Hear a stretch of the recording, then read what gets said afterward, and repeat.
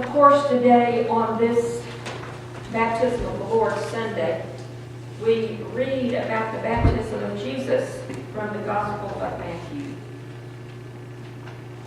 Then Jesus came from Galilee to John at the Jordan to be baptized by him. John would have prevented him, saying, "I need to be baptized by you, and do you come to me?" But Jesus answered him, "Let it be so now. For it is proper for us in this way to fulfill all righteousness." Then he consented. And when Jesus had been baptized, just as he came up from the water, suddenly the heavens were opened to him, and he saw the Spirit of God descending like a dove and alighting on him. And a voice came from heaven and said, "This is my Son, the beloved, with whom I am well pleased." Word of God for the people of God. Thanks be to God. It makes no sense, this story that we tell about Jesus' baptism. In one sense, or a couple of senses of the word, it makes no sense. The first problem that we encounter, and in the way that the story is told, is a problem in the order of things.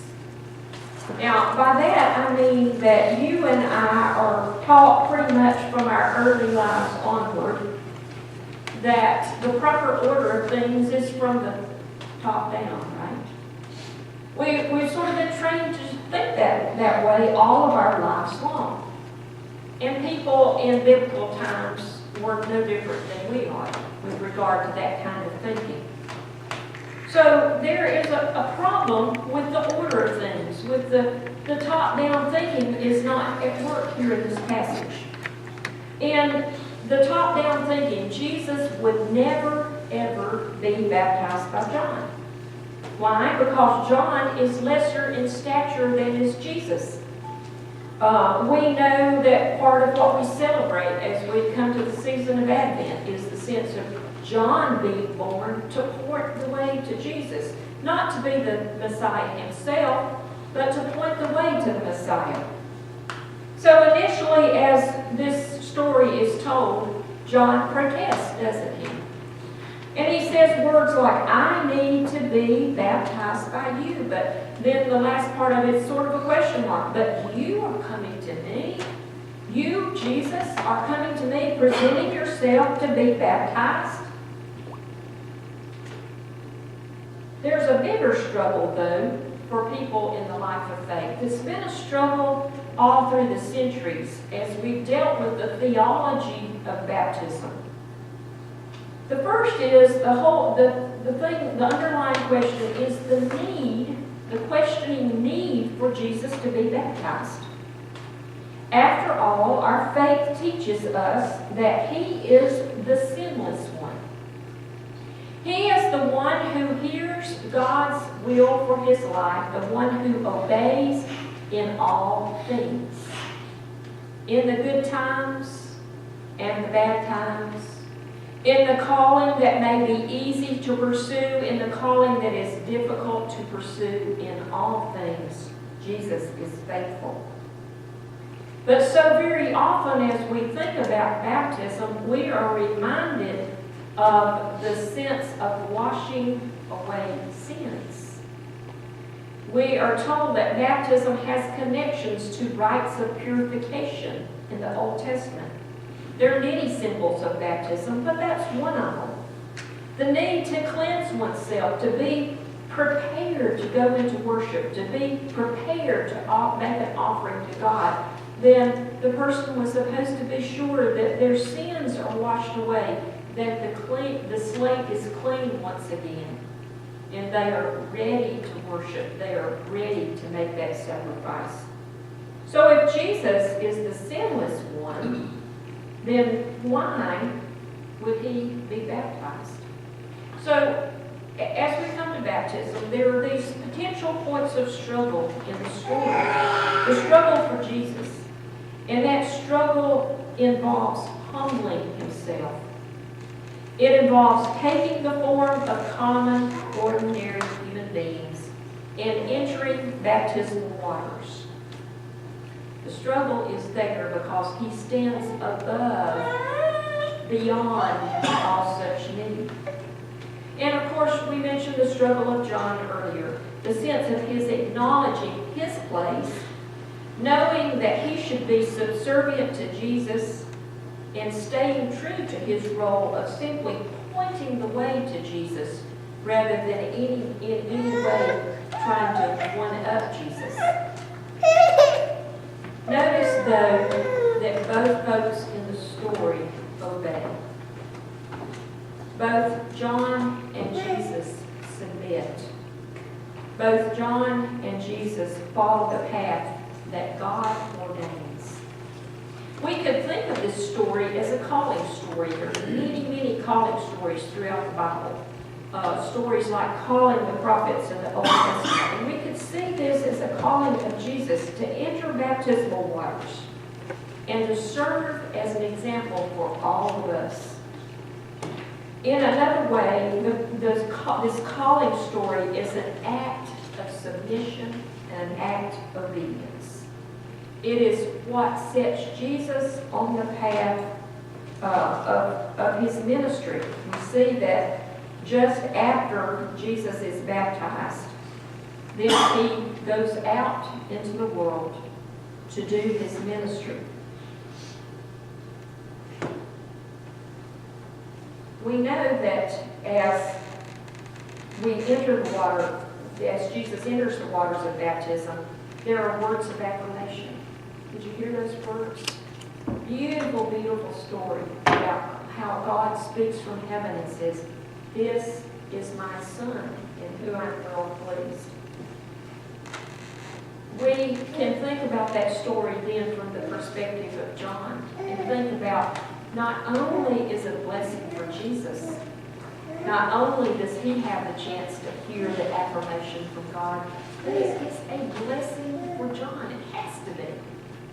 I can imagine that in all of his years from that point on, he never forgot what it was like to live this story and to baptize Jesus. And I can imagine that he told and retold this story. But of course, folks, as we think about the life of faith, rarely is, if ever, I kind of think the path of if ever, is something just a blessing for ourselves. You ever think about it that way? There's so often when God calls us to do something and we do it when we are obedient, it's a blessing, isn't it? And it's a blessing that we can then talk about to other people for years and years on end, perhaps our whole lives. But the path of blessing is not just for us. It's something that then affects the lives of people around us. It's a chance to be a blessing to others, and certainly that was true for John. John went on to do his ministry. He went on to encounter people. He went on to point the way, to continue to point the way to Jesus, and to call people to repentance. But certainly, it was a blessing to Jesus and a chance for Jesus to be a blessing throughout his life. Jesus went on to speak to people, to teach people about the love of God. And throughout Jesus' life, they could see this point of obedience and service. So submitting to baptism was a way that was a blessing for John, a blessing for Jesus, but a chance to be a blessing to many, many, many other people.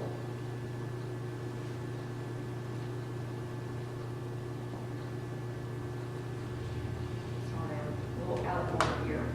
Today, we're here at the early part of the year. And certainly as we are beginning a new year, it is a time for us to think about New Year's resolutions, isn't it? John Wesley thought about this time of year as a time to examine ourselves. And he thought about it not just thinking about physically what we need to do, like losing weight or going to the gym, but he encouraged his folks around him to think about what needs to happen in our spiritual lives. Now, I don't think John Wesley would ever have implied that the life of faith is easy. I think that he would have acknowledged that quite the contrary, it's often hard to hear the voice of God and then be obedient to what it is that God is calling us to do.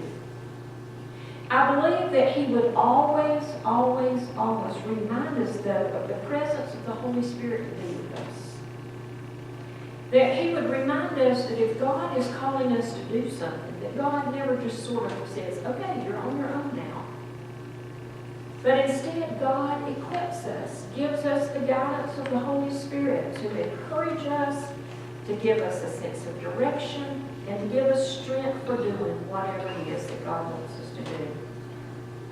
I think John Wesley was quick to remind folks that in life it may seem that there's this path, and this path, and this path, and this path stretched before us, and that sometimes we are frustrated and sort of wonder how we're supposed to make the decision. But I think he would say to us that the very best path in life for any of us is always precisely the path that God would have us to follow. John Wesley came up with a service of worship that's printed in our book of worship. And it's something that we could use really at any time of the year. But it's especially appropriate as we face the new year. We refer to it as Wesley's Covenant Service. Listen to these words. Lord, make me what you will. I put myself fully into your hands. Put me to doing. Put me to suffering. Let me be employed for you or laid aside for you. Let me be full. Let me be empty. Let me have all things. Let me have nothing. I freely and with a willing heart give it all to your pleasure and disposal. Easy to pray? Not in the least. Make sense? Not at all. Not if we're talking about conventional sort of wisdom. After all, you and I always want easy paths, don't we? We want full stomachs every hour of the day. And we want jobs that make it easy to provide for ourselves and our families. So in what sense of things can we pray that prayer that I just read? I think it's possible to pray that prayer only out of a sense of complete trust and dependence upon God. I think that we can pray the prayer knowing that while we desire only good things to come our way, that we acknowledge that God will be with us in the midst of whatever comes our way, the not-so-good things as well as the good things. I believe that we can pray that prayer when we acknowledge God will help us to rise up on eagle's wings. And that through the difficult and challenging moments, God will even use those moments to help us to be a blessing to others. Later on in that same service, we hear these words. It's an extremely lengthy service. Jesus, I do here on bended knees accept Christ as the only new and living way, and sincerely join myself in covenant with Him. Oh, blessed Jesus, I come to you hungry, sinful, miserable, blind, and naked, unworthy even to wash the feet of your servants. I do here with all my power accept you as my Lord and Head. I renounce my own unworthiness and vow that you are the Lord, my righteousness. I renounce my own wisdom and take you as my only guide. I renounce my own will and take your will as my law. I do here covenant with you, O Christ, to take my lot with you as it may fall. Through your grace, I promise that neither life nor death shall part me from you. Aren't those beautiful words? But more than simply beautiful words, aren't they words so appropriate for us as persons of faith to lift up to God? Acknowledging that in and of ourselves we cannot possibly fulfill them. But saying at the same time, but Lord, as you are with me, I am able to follow your path. And I believe that as I follow your path through this new year, it will be the best path. A path that probably I would never have imagined for myself, but the best path it can possibly be for me in my life. And more importantly, Lord, as I commit myself to you wholly and completely during this year, I know that not only will I receive blessings from you, but I will have a chance to be a blessing to so many. Folks, as we are able to pray that prayer individually, then we become the church that God wants us to be. As we are concerned about not only receiving blessings during this new year, but being blessings to others, then thanks be to God, we are the church He calls us to be. May we